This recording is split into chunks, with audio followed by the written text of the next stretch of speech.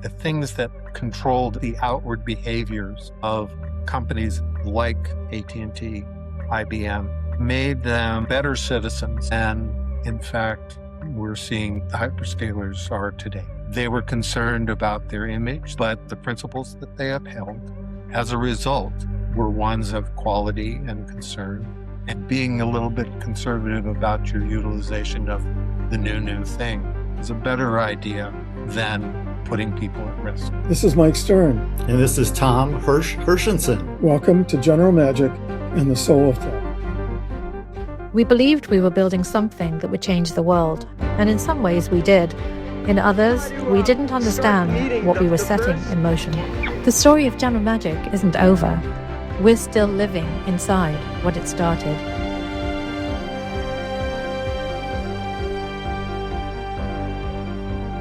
If you're like me, you like email. And if you like email, you have Rich Miller, in part, to thank. He helped establish the standards and the industry of email, coming at it not as a programmer or a computer scientist, but from the network architecture and policy side. And without further ado, Mike, take it away. Hi, it's nice for all three of us to be together again. We all were at General Magic 35 years ago when things were just getting started. You know, Rich, what are your fondest memories of being at Magic? You know, not the big picture vision, but just what it was like day to day and, you know, what you remember best. There are a number of kind of vignettes that come to mind. One of the first was, of course, sitting in a restaurant in Palo Alto with Mark explaining to me what he wanted to do with General Magic. It had just been formed. There was a little office across the street, and he explained to me what he wanted to build. And I got quite excited about it because this whole notion of the appliance, the handheld device, kind of looked like what we were used to seeing as a large HP calculator was suddenly going to be a communicator. And this has been kind of a dream of mine since reading Asimov's Foundation and hearing in my head the characters using this Encyclopedia Galactica with these handheld devices. And it was like, wow, this is really important. Not too much longer, a big vignette. I met you, Mike. We had dinner or drinks, and I just thought, you know, this is an incredibly good group of people that are getting together. Next vignette, I'm getting a sense of what it would be like to use General Magic's idea, the handheld devices, to do all of this. And I inadvertently really stepped on the initial idea that Bill and Andy had about the network and how it would all work together. And then there's this small group of people doing some absolutely amazing things every week, every month, something that everybody would have said last month was impossible, suddenly getting done. And this just, at first I thought, wow, we're really lucky. And then it started to feel like, no, this is not luck. This is a real process. There are other aspects to Magic that were uncomfortable, and that was there was a separation between the MagicCap, the device folks, And the people that were working with me, with Jim, doing the networking and the Telescript part of it, we had all come as a group almost entirely from outside of Apple, not from the consumer side of electronics. We had a different cadence. We had a different way of building things. And there were times when it just felt like we were living on truly opposite sides of the building. And that came across a few times. It was hard to get through. It sounds like we were replicating the culture impedance between AT&T and General Magic within the company as well, because you guys were all network nerds, and and not Macintosh pirates, right? And so had a really different perspective on what software did and how you tested it and how you build it and how reliable it needed to be. Right. Really different ideas, right? Well, exactly. I mean, when General Magic first was conceived and when I first started speaking with Bill, Andy, Mark, the notion was that there were these devices, and there was something in the middle that intermediated between these devices, but it was more like the telephone system. You dialed up another device and talked to it. There wasn't a lot of intelligence that was going to be built into their idea of how things would work.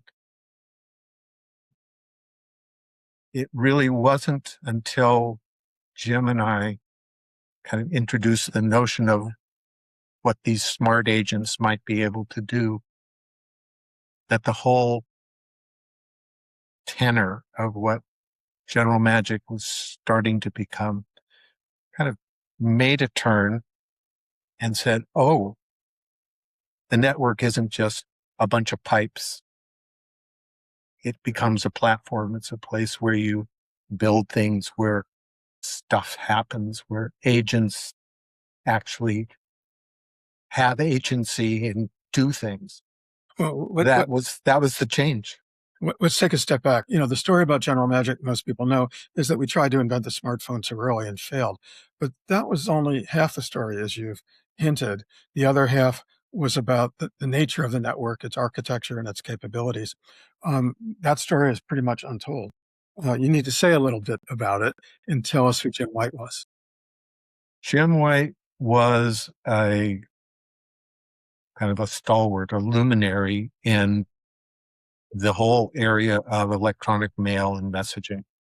He became one of the handful of real thought leaders in the international standardization of and construction of electronic mail.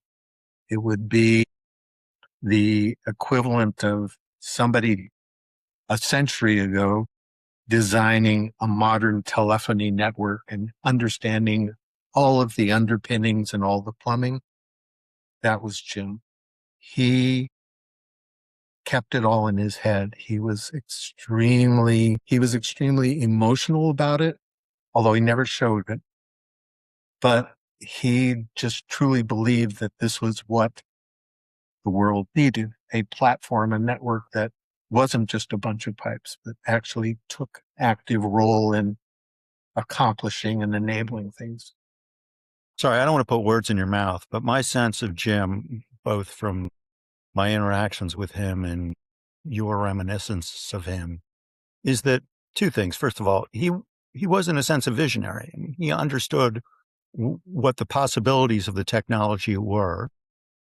And second of all, he was quietly passionate that not only did he have a vision of it, but, and maybe you can adjust my wording, he had kind of an innate insistence that it should be a certain way. And until it was a certain way, it just didn't sit right with him. Is that the emotionality Absolutely. that you're referring to? Yeah. He could be militant about things being exactly the right way. Things were done well, and there was a kind of a perfectionism to him that he brought to it that was extremely valuable and very necessary when you were trying to do what we had been doing for the past decade prior to General Magic, which was figure out how all of these little independently grown electronic mail and messaging systems could somehow be knitted into something that was the moral equivalent of an international single telephony system, but for messaging. All of the big players, who were all telcos, by the way, at that time, were trying to do what they could to slow that down. They didn't want the interconnection and the interworking. And so the standardization and commercial interests of the telcos were always a little bit at odds. But at the time we started electronic mail messaging, the stakes were so low, nobody knew anything about it. So they let us go on and do our thing. Jim and I worked on these standards for about 8 years together. And in the course of that, a lot of very interesting and new kinds of technologies were coming to the fore. The whole idea of applications running on a network, being enhanced by a network, where this was foreign, this had been something that was new, and this is why the background of what we ended up doing with Telescript was so unusual, so out of the ordinary. All right, I got to stop you there. You've said Telescript several times. Again, no, people don't know what Telescript is. So, starting at the beginning, where did that name come from, and what did it point toward in terms of what an intelligent network, which hosted agents, would be? Because those were the core ideas: intelligent network, agent hosting. Where did the name come from? And we'll start there. Okay, Telescript. First of all, Telescript is an homage to the whole idea of a package being pushed to an engine. PostScript had been invented at Xerox PARC while Jim White was working there. And just to explain the breakthrough of PostScript, back in the old days, you had to match a computer basically to a specific model of printer. And the insight of PostScript is you could have an abstraction. You could basically have a language that was a language about telling a printer where to put dots on a page. As I understand it, as you just said, it's a similar thing for communication. You mentioned sending something to an engine, and you can elaborate, but my understanding is the engine is the same as with PostScript. You don't need to know the technical details of the underlying printer. The printer understands PostScript. And likewise, the network or the computer somewhere on the network understands Telescript and what its chips it has or what language it's programmed in or whatever, that doesn't matter. Immaterial. You have this so-called engine on which these Telescript agents will run. Is my recollection in the ballpark? You're dead on. And in fact, you've done a real service to how Telescript kind of emerged from this very, very similar idea. The notion that it would be an abstraction.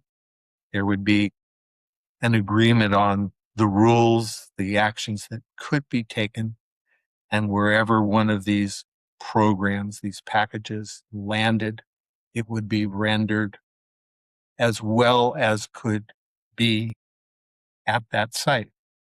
You didn't have to know what kind of computer it was. As long as it said, I understand and I speak Telescript, you could send something to it and it would do the right thing, and that right thing would be the best job of taking the intent and making it happen. What was the thing that you sent, Rich? I mean, we're inundated with rhetoric about agentic AI right now. What were the things that Telescript sent across the network to be interpreted and executed? Telescript could send pretty much anything. It could send something that looked pretty much like email, could send email and that had different kinds of content in it. It could send animations. It could also convey to the place where it landed, this is who I am. I've got credentials. And not only do I have credentials, I've got a credit card.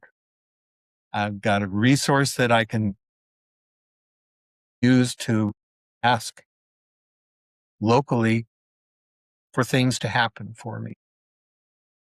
Such as? Buy something, build something for me, make a picture, do all of the things that we're now thinking about agents doing on our behalf. Perhaps it would search out information, collect it, and then move on in order to kind of figure out what's the best place to go next week. Where are the movies that I'm interested in playing? That kind of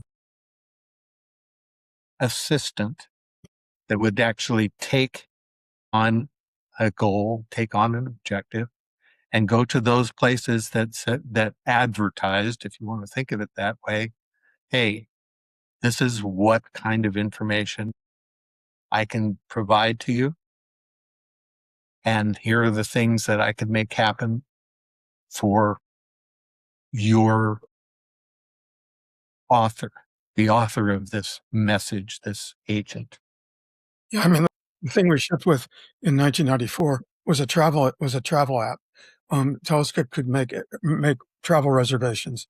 But, the way the process worked is, you'd create the agent, it went to sleep, it crossed the network, it woke up in an engine, and it could reserve a flight, hive itself off to create another agent that would monitor that flight and tell you whether it was on time and whether your seat had changed, something like that, and come back and then turn itself off when it was done. Exactly. Just to kind of put a little bit on that, the agent would show up at what would be the kind of virtual travel desk, inquire as to what flights were available, book a reservation, enter into a transaction that might be, here's the money, here's my earnest money for, to reserve the seat or purchase it, would leave a small version of itself locally to kind of say, you stay here, keep track of what's going on regarding the flight that it just booked, wake up once a day until it's 2 days or 1 day away from the time I'm flying. After that, now I want you to wake up every hour and make sure that the flight is still on time, that conditions are right, things haven't been changed. If for some reason you find out that things have been changed, come on back home, tell me about it. We'll make arrangements to do something else. Really, the similarities to agentic AI are unmistakable, right? I mean, Telescript was a way of having code embody and act upon your goals and intent. I think there was another example of, down the road, you might have an agent, not at day one, but you were interested in a certain musician and you don't want to have to keep, even with the advent of the internet, you don't want to have to keep trying to figure out when this guy's next concert tour is. You would just have an agent that would hang out and monitor whatever sources of information. And once the tour dates were announced, the agent could proceed to investigate venues near you where the artist was going to appear, and even in an automated fashion, buy tickets based on whatever price range or location in the theater you had previously specified. So what you want and actions that you would otherwise have to undertake manually are out there in cyberspace, executing in the background while you're going on and living your life, and not wasting time on the phone or constantly refreshing your browser or whatever else it might have been. Yeah, but the key the big distinction there for just, let me hold on, Mike, for a second. The big distinction there is we didn't have the same kind of degrees of freedom that, or the agent didn't have the degrees of freedom that we're talking about today with AI. At that point, it was very constrained. Here are the things that you can ask. Here are the things that we can do. Here's the menu. You can't order off the menu. Here's the menu of what you can do. And here's what I require in order for you to place that order. And it's got to be done this way and only this way. You have to supply credentials. You have to supply a source of funds if, in fact, it was a purchase. Those are the kinds of things that you would want to do today with an agent, with that kind of ability to change direction, change the rules, negotiate, for example. That was not a part of Telescript. That was not in anybody's wheelhouse at that point. But that was because you were basically trying to prevent both rogue agents and rogue actors from being able to exceed, go off the menu. That kind of deterministic safety architecture was something you guys thought of from the beginning. And exactly. as we've talked about, offline, current LLM-based agentic AI doesn't permit that kind of deterministic safety because the agents can modify themselves. So what given that we can't build deterministic safety into LLM-based agentic AI, what can we do to prevent rogue agents and rogue actors from misusing this stuff? Let me start first with what we did and why we did it that way we did in Telescript. And part of that was an education of the previous decade about how electronic mail standards got set or didn't. And one of the reasons why we have the possibility of someone sending you a piece of email that, for all intents and purposes, looks like it came from Rich Miller, but it didn't, is because there were things left out of electronic mail. Part of it had to do with identification, authentication. Here's who I am, and here's how I prove it. And then authorization. And here are the things that I am allowed to do, and here's the list of things that I am not allowed to do. That kind of constraint, that kind of fencing was something that we built into Telescript purposefully, with the whole idea that if one of these things did get loose, it did go rogue, if it had no constraints, there would be no telecommunications company on the face of the earth that provided services that would allow for that It simply would not happen. So the whole notion was, let's get it operating correctly within these guidelines, and then over time relax as we became more capable of defining these fences with a little bit more wiggle room, a little bit more flexibility. What you're talking about today with agentic AI is starting from the other side, which is almost no constraint, and then trying to put constraints on activity after the fact.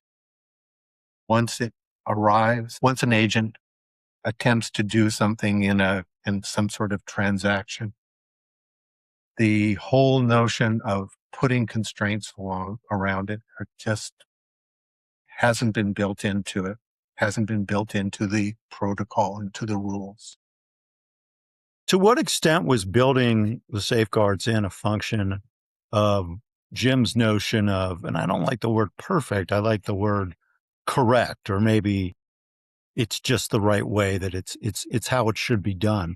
I mean, was that a driving force in it, or was it obvious to you guys that you had to have that? What was the genesis of sensitivity to that? That was the fact that you had several alumni from the standards group. You had Jim, me, Doug Steedman, numbers of people who had all come from this. There were people that hired on to join the Telescript team who had been in the electronic mail industry for quite a long time. And all of us were pretty aware of what the failings of electronic mail were and were likely to become. And in a way, we did hire folks that were thinkers, that thought about these types of things much the way Jim and I did when we started kind of pulling the group together. The point that I guess I'm making here is that Telescript started with the notion of, let's put the fence around it and then relax it over time, not the other way around. To put it another way, spam. You guys didn't foresee spam when you're doing electronic mail. So when it came time to be developing agents, what was going to be the equivalent of spam, and how did you structure the network so there wouldn't be any? Is that a fair analogy? Well, there are parts of it, and what you may not know is that one of my contributions while I was doing it as an architect, kind of developing the first electronic mail systems and protocols for ARPA in the late 70s, was figuring out how to send the same message to a large list of recipients in an efficient manner, so that it wasn't one envelope with one message going to everybody that was on the list. The message would come along with this list, and it would kind of be a circuit rider. And as it arrived at a place where, oh yeah, here are a bunch of people locally that are on the list, I'll make a copy of myself there and then move on. The point being that, yeah, I will probably go to hell for the fact that I did that. You're the architect of spam. That's what you're telling me. I'm an enabler. It's not something I'm particularly proud of now after fact. But the idea of putting constraints, yeah. What can you do? What you can't? There were lots of rules that we wanted to make sure that were in there. Big part of it had to do with identity. The agents and the ownership of those agents, or the responsible party for those agents, had to be extremely clear. And if there was any doubt, kicked them out and said, come back when you've got all your credentials. The good guys in the AI arms race, supposedly like Anthropic, have, rather than talking about building in structural guardrails, which there are technical reasons why that can't necessarily be done that way. You can't retrofit the car with seatbelts, unfortunately. That the way to do it is to have a set of principles that the agents are trained to comply with. They call it constitutional AI, and Anthropic has in fact published an AI constitution. The problem that I see with that is that in a constitutional system like the American one, there is a decider ultimately who interprets the Constitution and tells us what it means as things change and it needs to be applied to new conditions. There's no decider in the industry notion of constitutional AI. So to me, that means it can't work.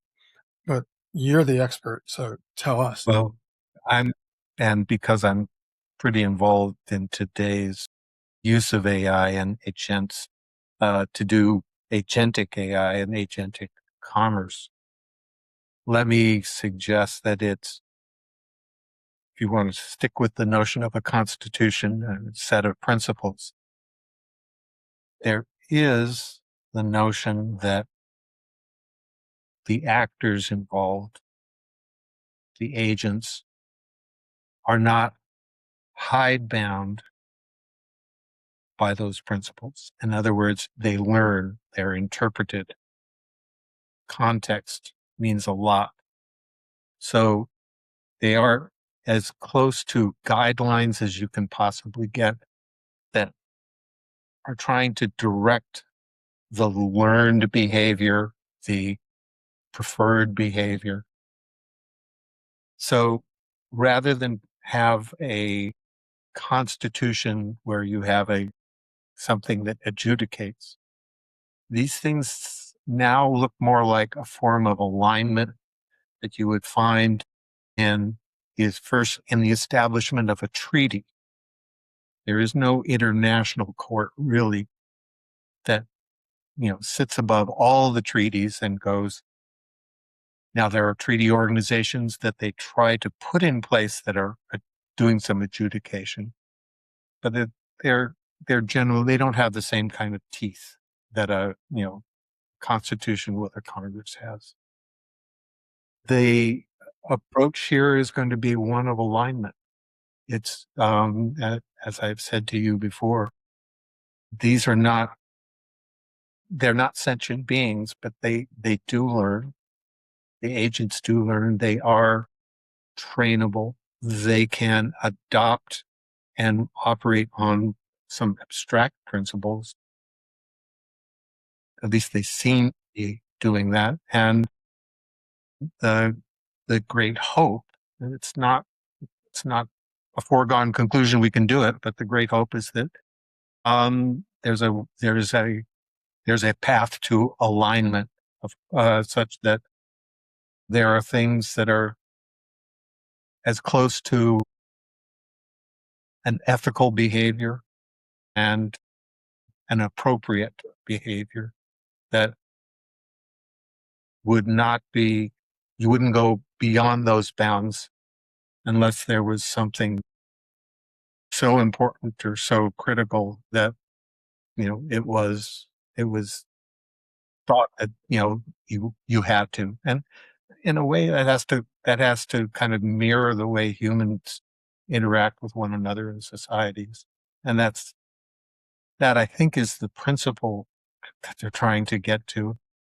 And Constitution is as close as they can come right now. We have no Supreme Court in the AI world. Okay, but so how likely is it that an open AI agent that's being used for surveillance or being used in a drone is going to act ethically in the sense of not making a kill decision without a human in the loop? But I have to stand by with Anthropic on that very point, which is you can't let this be done without a human in the loop. Is The that notion of the notion of, a complete autonomy of the agents is, in my opinion, it's a recipe for a disaster, and how big a disaster is kind of the only question. But Rich, let me just take a step back, because it seems to me that one of the contrasts between the AI industry and the development of Telescript was the competitive environment. I mean, again, please fact check me, but my understanding was Telescript was really novel. There was no one else who was doing it. And certainly we had at General Magic the comfort of not having footsteps, anyone breathing down our neck. And so there was time to be deliberative about it and intentional and building the safeguards. Whereas AI hasn't evolved in that way. Everyone is trying to climb to the top of the heap. And, the saying that ethics are a luxury, that's going to be one of the first things to go in terms of safeguards. What are your thoughts on how the funding model shapes the kind of ethical decisions made around technology development? Let me take one of your early points, and then I'll hopefully get to the meat of the question you just asked. When we decided that and made it clear that what had to happen was that the network had to be part of the active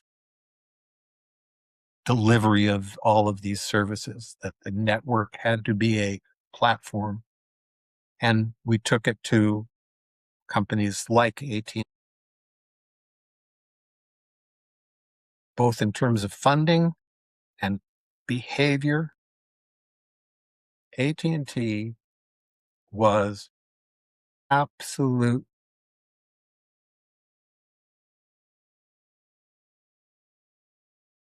This can't make that kind of a mistake. We cannot be allowed to do certain things.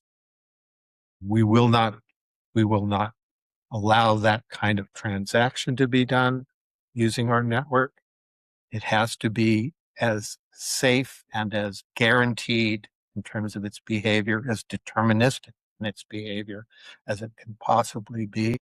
And consistently, they pushed back on, this is what we will allow, this is what we will not live with.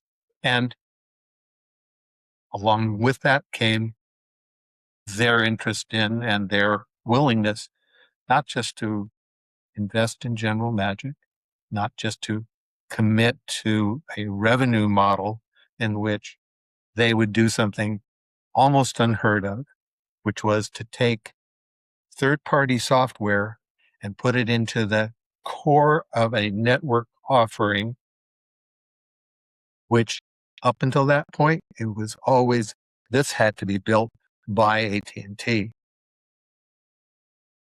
They then invested in a management environment that would monitor this to make sure that its quality, and quality covered a lot of it was a broad spectrum of issues. So in this particular case, the platform, the delivery mechanism, the funding, its ongoing operation were all coming from an existing institution or a set of institutions, which already, by the way, had as a principle very high standards with respect to service levels that they would meet and high levels of interoperation with their peers in other countries. So you're talking about such a different environment into which we were kind of introducing the whole notion. And what we were getting back was clear message from our constituencies, from our stakeholders. It's got to be safe. And especially if we're going to try to make this a consumer-oriented offering. that often was hard to take in parts of general magic, but it was the price that was going to be paid. And arguably, I think it was the right way to do it, right way to build it. So now the place where you went with this is, well, let me ask you to kind of restate the question of, how would you, given what I just said, how would you characterize the situation we live in today with agents? Who or what is the stakeholder? Where is the source of funding? How does that all work? Yeah, well, the phrase Wild West is overused, but it really is a free for all. I mean, you don't have the notion of a single organization hosting the technology. You don't have a controlled development process. It's a scramble among dozens, if not hundreds of companies. There's a strong economic and motive to be first, not to be best, not to be proper or correct. And, there are differences in the economic and business context in which any sort of innovation occurs. But it's part of the thesis that Mike and I are exploring is the loss of any sort of notion of common good and the loss of almost any sort of ethos except, a money grab and let me be the wealthiest person possible. And the distortions that it has on the development of technologies. That is, you said one of the magic words as far as I'm concerned, and it's the term common good and the notion of transparency and the contribution as well as the consumption of these technologies. Contribution to and the consumption of these technologies has to be a lot more in the open and unfettered. What I would project, mostly because of price and the costs, but what I would point you to, and we're already seeing it, is the adoption of open source technologies. Again, they're not subject to the laws because there aren't any, or there's not much regulation, but the adoption of a broader set of participants to AI, to the training of AIs, to the selection of data that goes into them, to the governance of the data that goes into them, which is a big issue and will get, in my mind, us a great deal further along to an ethical behavior. Yeah, but Rich, there are two things. One is one can really disagree about what's ethical. Just take the issue of what's patriotic. I think the Googles, the Microsofts, and the OpenAIs take the position that to be patriotic, they need to support the goals of the American government and the American military, and that providing technology that will buttress the strengths of the American military is ethical. Whereas there are people on the other side who say it's not ethical to create autonomous weapons. It's not ethical to contribute to mass surveillance and to surveillance capitalism in general, and to the potential violation of civil liberties that AI-assisted surveillance makes possible. That's what can't get adjudicated, and which the market and which markets fail in regulating. So, that's kind of where I'm stymied on this notion that alignment is going to happen. Well, let's put it this way. There has to be some form of governance. and what we have now that has any serious impact on the way AI is developed, the way it is, what it is capable of or what it is allowed to do is lagging so far behind. It is the speed with which all of this has happened has so outstripped any legal system's ability to keep track and keep up with it. There's, if you're going to ask for some form of governance, and I think realistically not accept self-governance as being an answer you're willing to accept, then there's got to be some form, some forum, some agreement, some treaty that manages and by agreement the approach to it. And if you want to take nuclear armament treaties as an example of something that, well, I guess you can say it kind of worked because we haven't blown ourselves up yet. It's not that it isn't under a lot of pressure, and there's not a lot of assurance as to its longevity, but it did make a difference. It was an agreement among sovereign nations.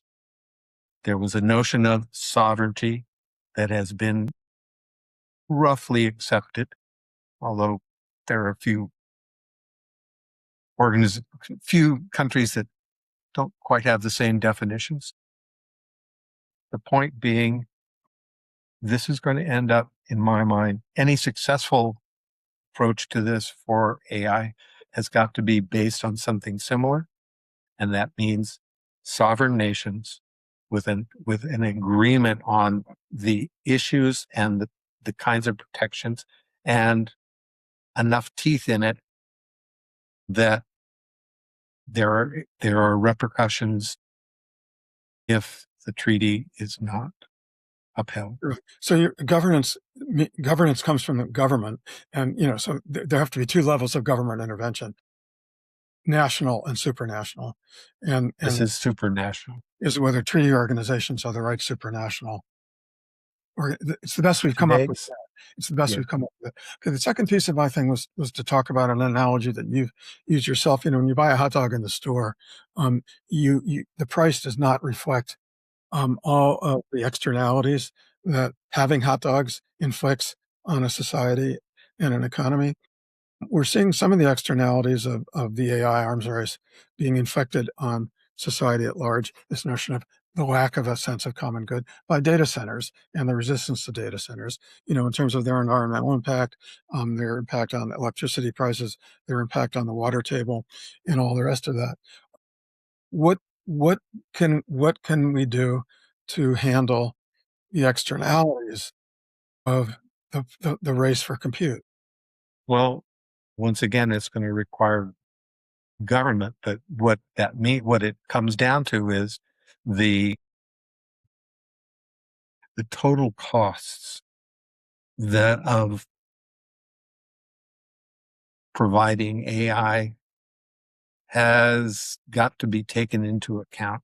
And you and I both know that downstream, a lot of the cost is borne by the taxpayer, by consumers, by everybody downstream, with no compensation from the originators, the perpetrators, the sellers. Part of it is the notion of having a commons and a common good, and it's taxation. I mean, hell, large language models being trained on the internet's complete set of material that's there, including publications that are, I think rightfully concerned about the fact that these companies got, basically a free ride to pick up all of the information that they had put out, made available on the net by one means or another. And it gets covered by a law that says, oh, it's fair use. So go ahead, train your AI. You don't owe me anything. No, this is once again, you're absolutely right about the fact that it requires the notion of a common good or common weal. It does require a sense of and an understanding of who's paying for all of it. And by paying, I mean paying for the outcome, paying for the parts of it that are not contributory, but rather destructive, or at least consuming. Those have to be taken into account, and it comes down to a government that says this is how we govern it, and this is how we tax these companies that are getting either enormous revenues, or if they're not revenues, it's just piles of money thrown at them. Yeah, I mean, the equivalent of a carbon tax is a token tax, and people like Bernie Sanders and Elizabeth Warren are talking about those, but in the current environment, those ideas have no traction, unfortunately. So we'll see how far we get. Tom, it looks like you wanted to interject something there. I think that, Mike, you and I have wrestled over how to analogize AI to other innovations that there were regulatory and statutory responses to. I certainly don't have any answers, but I would say that there's a notion of not letting the perfect be the enemy of the good. I mean, your patriotism example is well taken, but I think that you can find, or I hope, there are there's common ground to be found, and to triage the issues so that, for example, there might be agreement that patriotism means something that you get 90% buy-in about, and do something about that. You have, profound disagreements on certain issues, but it seems like an incremental approach is the best that we have at this point. There aren't going to be, grand solutions. Yeah, you're not going to be able to get to perfection, out of the box. Then one of the areas that I think is probably most ripe for both taxation, ownership, contribution to the common good is the whole governance of the data used by AI. It is, everything from personal data being generated as a result of research, all of these things. It's a weird good.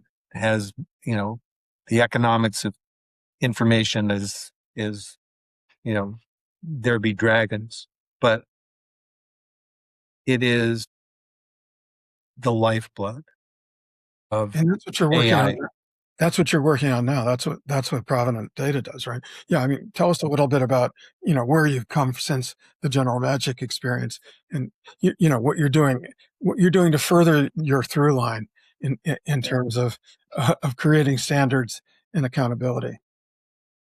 The notion of actually getting to it's a two-part issue. It's my assessment that the way in which AI is mostly done today, which are these large language models, are going to hit a ceiling. They're going to hit a level that beyond which they can't go. And that in point of fact, even if we restrict this to the written word or the interpretation of something that gets rendered as a written word, without having a sense of what's a fact and what is the lineage of that fact or the history of that fact. Not just how did it change or how did the operative information change, but who made that change and what was the decision process. If you can create those traces, if you can keep that in mind, you're probably going to come closer to this ideal agent, simply because there's memory and there's also a way of kind of protecting its sovereignty, if you want to think about it that way. This is like blockchain for data. Is that what you're saying? Ooh, I hope not. But it's in a way it is. It's the notion that if you're going to make use of data for AI, it has to come with its lineage. It has to come with its provenance. If it does not, you're at risk. You're at risk for fraud. You're at risk for mistakes that are made that you can't go back and find, and repair and fix. If what we are now living with is structured data in kind of a conventional database management system that, for all intents and purposes, forgets the past. This is where things are now. Doesn't retain and doesn't utilize the history of it and the provenance and the decision tracing, then we continue to be at risk, and the AIs will continue to hallucinate and so forth. So how are you doing it, and who are you selling it to? Well, I'm not selling it yet, but how am I doing it? There are what most of the database people would think of as being kind of oddities. There have been strange and odd databases that have tried to make their way into kind of the mainstream. They basically haven't done a great job of getting there. But what I think now is the right way to do it is to be able to both. We're at the point where at the cost of cryptographically anchoring data, not so much to protect it from being, from necessarily protecting it from being changed, but to be able to determine instantly whether it's been tampered with, whether it's been associated with a source that shouldn't be. It goes back to my comments about identity and authentication, so forth. You don't want me to dive into this data, into this rabbit hole, but I will tell you that in a microcosm, when you keep this kind of data and retain it, when you're talking about a rather complex process like making semiconductors or running an electric utility grid, the ability to find problems, to address them quickly, to forecast, if not predict, forecast possible outcomes that you can prepare for in advance is changed radically. The productivity of a shop floor jumps amazingly when you have this kind of data managing and overseeing the processes. It's a hope. It's an idea that I'm pretty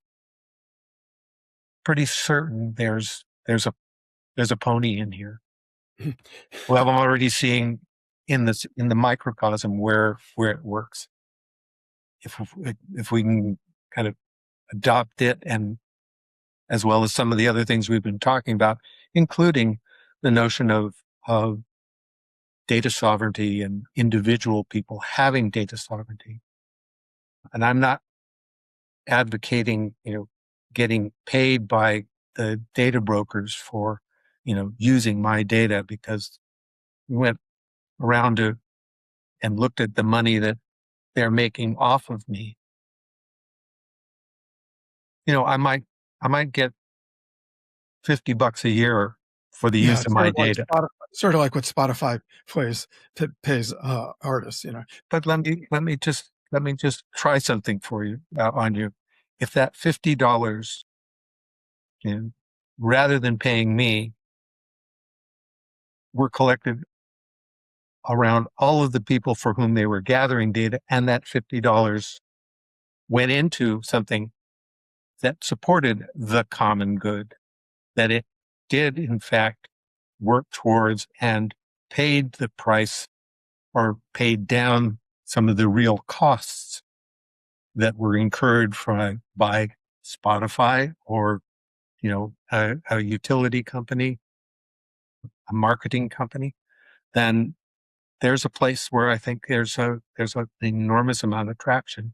It comes out of legitimate, recognized means that are, used as it's the basis of taxation. It's the reason why you have one of the major reasons why you have governments, national governments or regional or city governments. It is to pay for the things that are for the common good. Yeah. Do you feel like a prophet without honor, or are these ideas getting traction? Look, if there's a prophet among us here, you've already got the look, man. So, but no, I'm not likely to be the guy that brings the whole thing together, but there are pieces of it that I think are worthwhile that I think Provenant can address, and done in the small to begin with. It could potentially make a big difference. There are just so many parts of this puzzle that need to be juggled, and it's the plate spinning aspect of this that is just daunting. But it does need to be addressed. It needs to be organized in some ways. And if you have a couple of tools that get you, part way there, it's kind of to Tom's point. It can improve things. It can possibly satisfy certain aspects of it. It's just not going to be the total answer. Some people are on the same page with you already. I heard a talk by somebody at the Gladstone Institute, the neurobiological research place, and Right. They're building their own custom databases with data that is exactly the way it's traceable, it's monitored, it's attributable and accountable. They don't just scrape stuff from the internet. They build their own custom databases for their own custom models. Mm-hmm. But is that the way is that what ultimately the direction the industry will take, rather than rather than the Chat GPT model, which is it's available to everybody and you pay by the token, but that people build, there are verticals, lots of verticals with very carefully curated databases. Yes. That you can use for specific things. I mean, is that where the industry should end up? I think it's where it will end up. That's where I think a successful industry will emerge. The notion of all of these frontier models being kind of the all singing, all dancing source. No, they are foundational. They're and as foundations, they cover so much of the territory that needs to be done. And if you said, fine, I've got 80%, 90% of the problem licked by virtue of somebody spending a shit ton of money to build some of these frontier models, what I get to do thereafter to take it the rest of the way is, is looking a lot more doable than it would if I had to do all of it from point zero to completion. Right. And those vertical models are more likely to be ethically trainable and to abide by a constitution than the closed source LLMs that are behind the major chatbots today. There's at least two open source models. They're not as big and as powerful, but they are local open source, open weights models where the training data has been scoured and it's been truly curated, and their performance when kind of brought to these areas of fact hallucinations or confabulation, much different than what you will get in a normal or kind of the garden variety LLM. There's a lot of reason to think that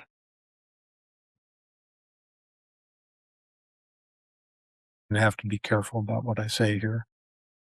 The suspense is building. Okay, the next point is right now, when you think about the amount of money that is going into frontier models, enormous amount of it is in the training. Why? Because every time you train a model, you start from point zero and you have to run through the entire billions and trillions of parameters and pieces of data to get it to the point that it was in the last iteration, and then the additional goodies.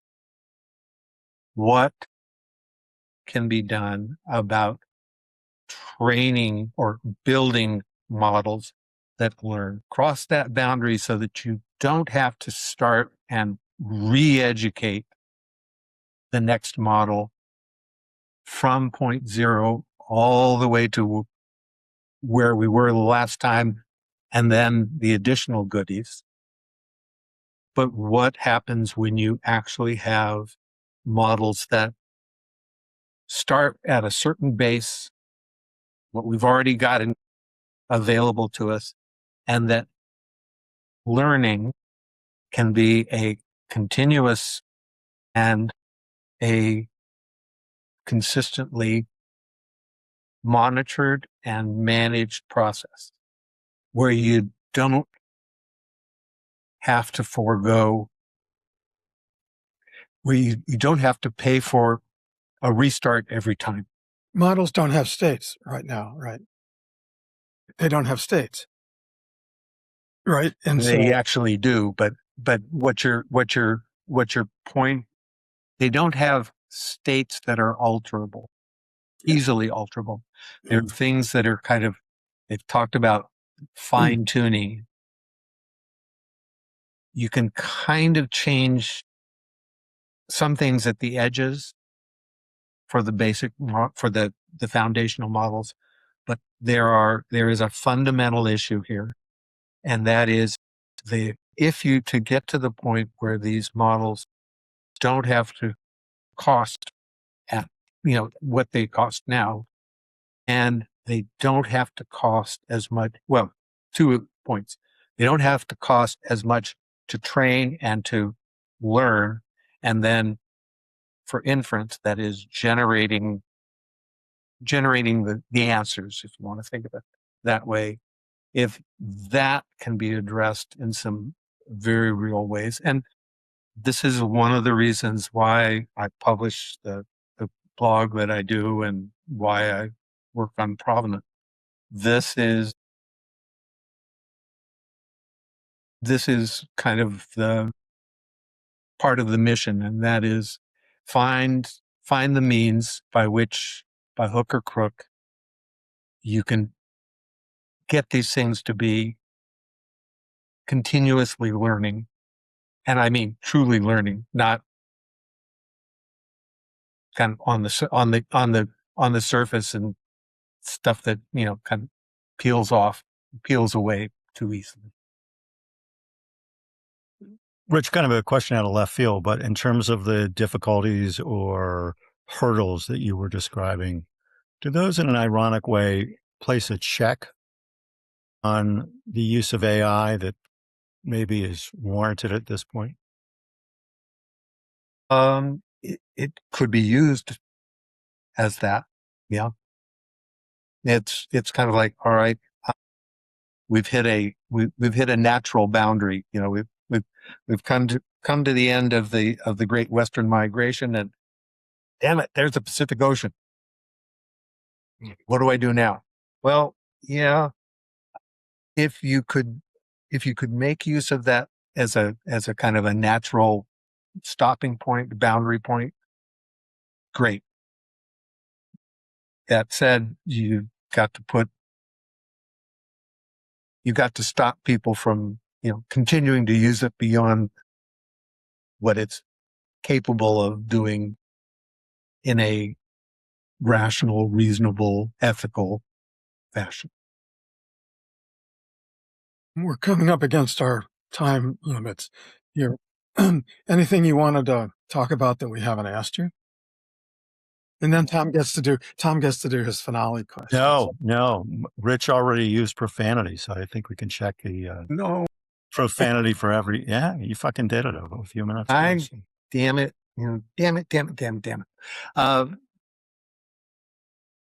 I think the question that wasn't asked and therefore not answered was, are there principles that we could return to beyond just, putting some fences around things, and that we did with Telescript? And, what did we learn from it? We learned a couple of things. And, say what you will about industries and their downsides. One of the things that I can point to,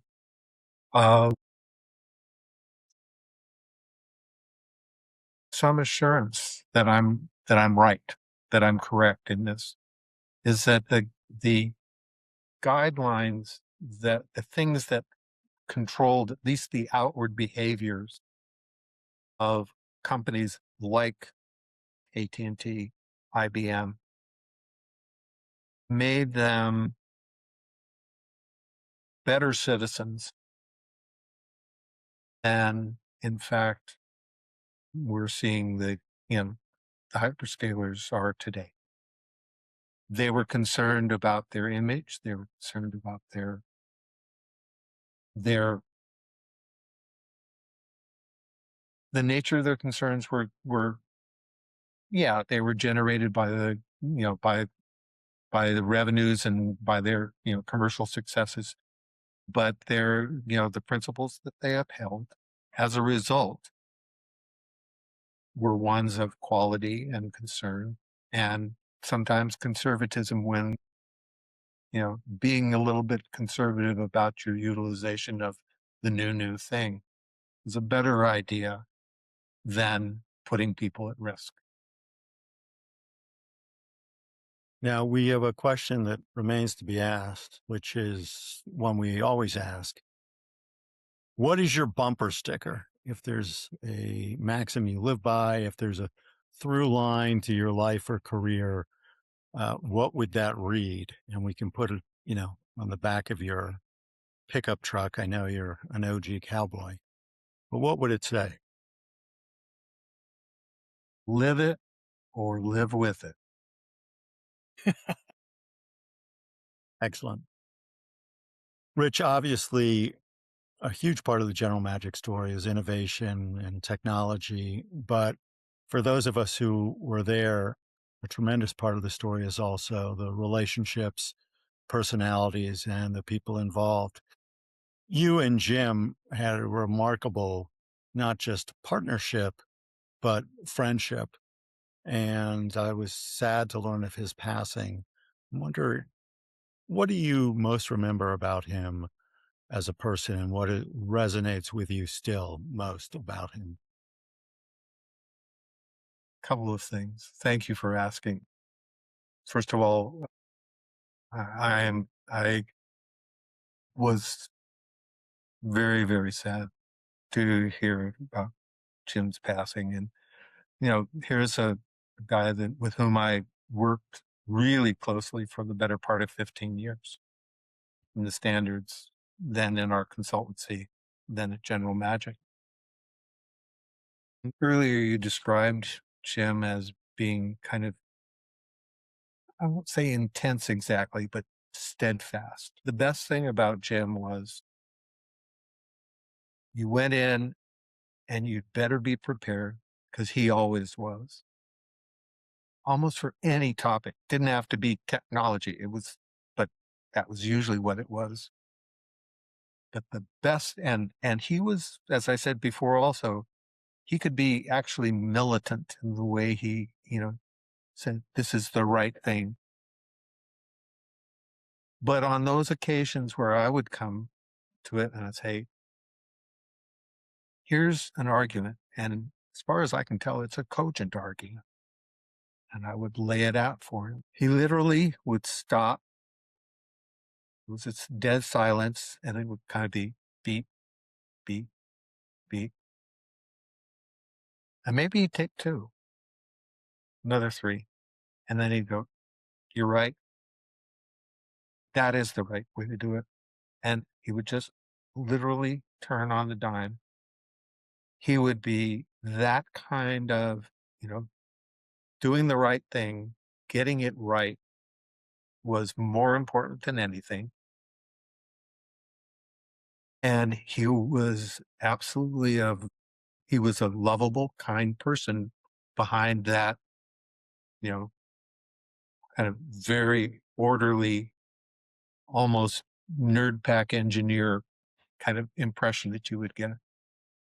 But the best thing, as I've said, was he could be as egoless about it as anybody I've ever met, and miss the guy terribly. What a beautiful remembrance. Thanks so much for that, Rich. Rich, thanks so much for joining us. The full discussion of so many important issues.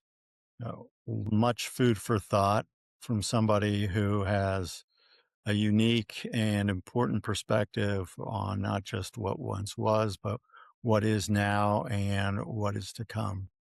Thanks so much. Always great to see you, and this was no exception.